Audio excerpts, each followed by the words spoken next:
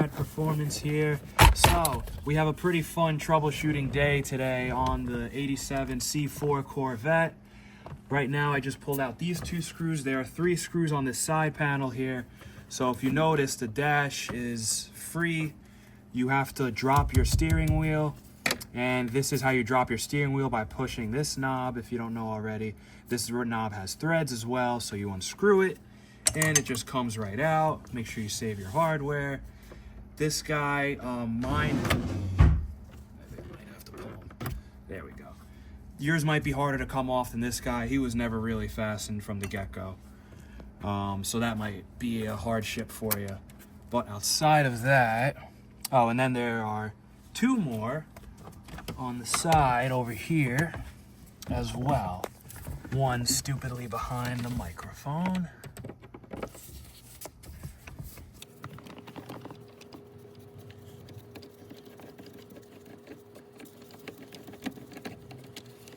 That's one more. And then we got this guy out of here too. So the reason why we are taking this apart is because we have some electrical issues. At the moment, the parking lights don't work. I have a new headlight switch to just replace that since my dash flickers, and I'm hoping that will solve some of the electrical issues that I have, but it may not. And the headlights, the flip-up mechanism, one of them is giving us some trouble as well. And the biggest thing is that the parking lights don't work, which means I can't drive it at night.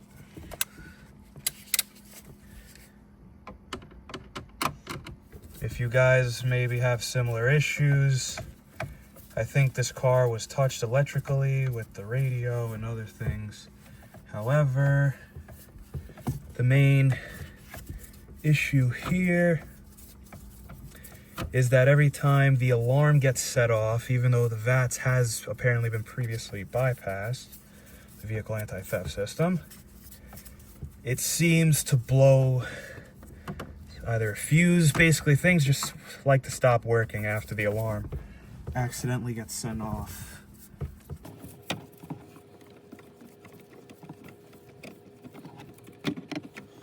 So if you have that problem, you just pull against your frame and just keep on threading it easily. You don't want to break this thing. I don't think they're that cheap. So that's all the way down because that's hitting my knees.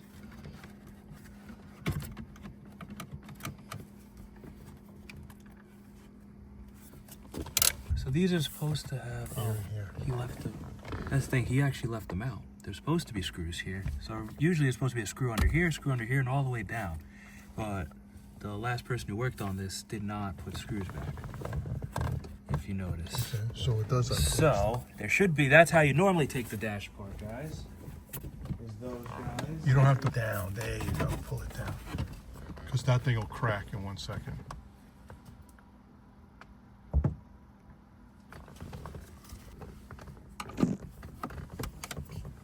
Okay guys, so we pulled out the whole dash here.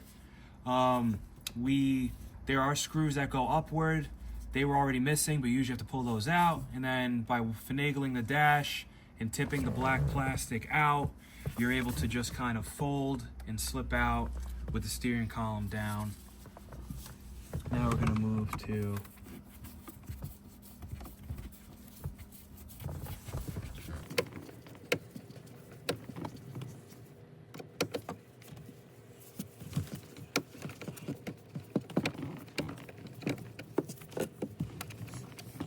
this is one.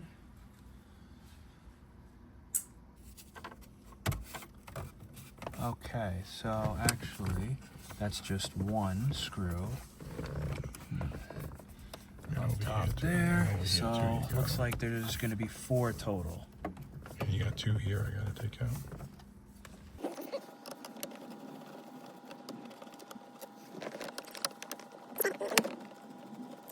That's 2. 2 more here.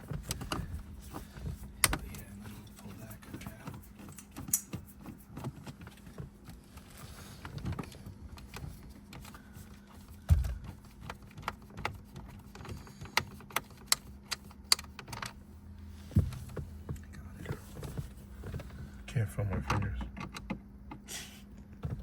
Go over with the light a little more. Okay, cool.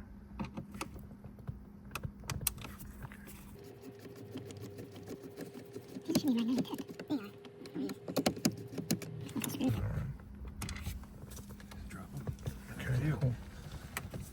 That should be him now. Yeah, because this guy's loose. Yeah. And then If you take this out guy him, should we can pull have this whole something piece here. off and pull out the screw on the right. Yeah, but this guy should have something here, no? He's supposed to have two that go I up. think they put but tape he here. didn't. I think they put tape here to stop it from rattling. There you go. There you go. On that tip, right, he has the duct where. So this is the BCM.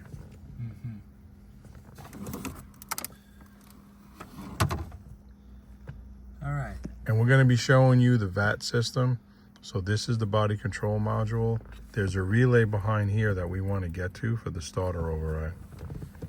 So after we get this out. So is there anything else holding this in? No. There shouldn't be. I mean, they should be Is there able to nothing do going in something. on the top?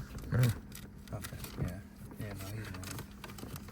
I think you got to push this up. We're just going to, Just we're going to saying. flex this up, guys, as we're pulling on this. I'm just going to put the phone down.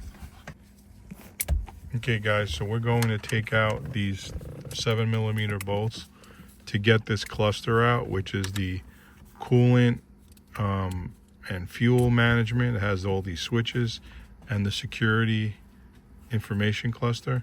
Behind here is the VATS relay. So really I want to override it at the relay so I don't have to worry about the ohms for the key. Because the VAT system has this chip for the resistance, and if you override the relay, you just loop it and put power. It doesn't matter what key is being used.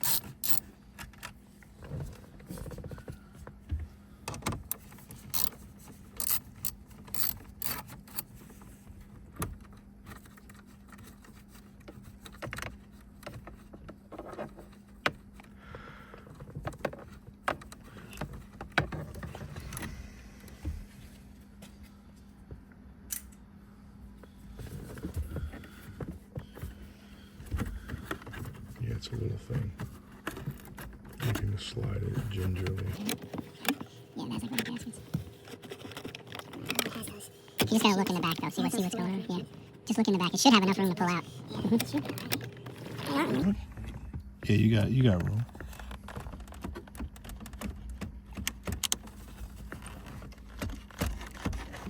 Okay, guys. On the wiring, or is the I just wiring- gotta look in the back, guys. We'll be right back. All right, so we have this center information cluster out, and I'll try to zoom in. Right there is a relay. You see the yellow wire going in? That is your starter relay from the VAT system, from the BCM. So basically you turn the key on, it sends a signal to the ohms, and there's a trigger wire that initiates or energizes the relay to give power back to the starting circuit. So if you override, if you loop this, it omits that input. Obviously you're circumventing the VAT system, but we just want to make sure that the starter cranks all the time. As we troubleshoot a little more about what goes on with this VATS. So as you see, this security light's flashing. So technically the module is still good, it's still working. It's just we don't want to have issues, and we're really trying to backward engineer what the previous owner did to so-called override the VATS, because right now everything looks factory here, and assuming he probably just put a resistor or looped the There's the loop right here. I believe. yeah. So we're going to show you that, guys. There's another loop for the VAT system underneath here. I honestly don't like doing that because it's trusting all the other items work properly. So if you directly loop the starter, you know it's going to start the car. You're not counting on everything else to work, the relay to work. You just jump it, and then you know you're not going to get stranded. But there's something else to it. The VATS disables the fuel. So you have fuel, ignition, and start. So you have to make sure that all the other items are going to work also. It's not just cranking. So we're going to go underneath there and look also now.